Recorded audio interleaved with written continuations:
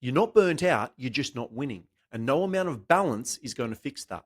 The whole concept of work life balance is completely divorced from the reality in which most men live. It's feminine, new age, feel good garbage. If you're in the building phase, balance is just the excuse that makes failure feel okay. Men who win big don't find balance first. They get obsessive. I've seen hundreds of traders try to become established, and one guy in particular comes to mind. For 12 months, he disappeared from absolutely everything that wasn't to do with trading. He had no social life, he didn't hit the gym all the time, his health even went backwards for a while as well. But what he did do was go on to make life-changing money over the next few years. It completely changed the trajectory of his life. This was all in his late 20s. Do you think he cares or regrets missing a few social occasions? See, now he lives far more sustainably as the head of his own managed fund.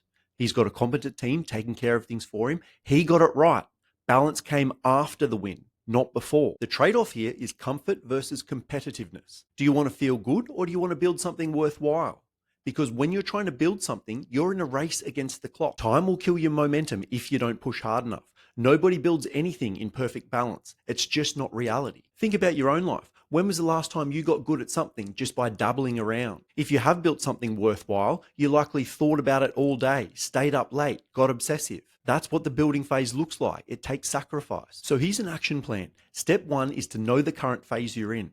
If you're in a growth phase, in a building phase, trying to win something big, trying to change the trajectory of your life, balance is a trap. It won't get you there. You're supposed to be obsessed, otherwise you won't outcompete those who are. Later, when the system is working, then you can build balance back in. Step two is to accept the temporary imbalance. Ambition has a cost, and balance is not going to achieve you the freedom that you're after. Freedom comes from building something that works without you having to be there all the time. That means putting your time, attention, energy, resources all towards a vision.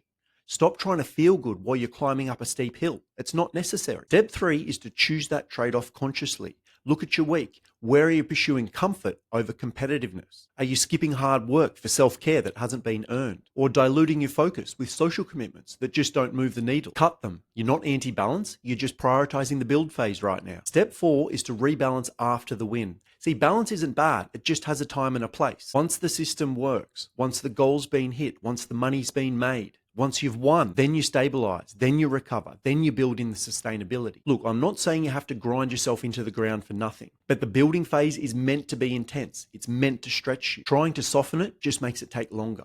Don't resent the imbalance, use it in your favor. So where have you been chasing balance rather than chasing victory? And what would happen if you went all in for 90 days? Drop it in the comments and let me know. I'm really keen to hear what you've got to say. And remember, that you can only be in one place at a time. So every day you're making trade-offs. The only question is, are you choosing your own or are you just accepting what you're being given? Thanks for watching. See you next time.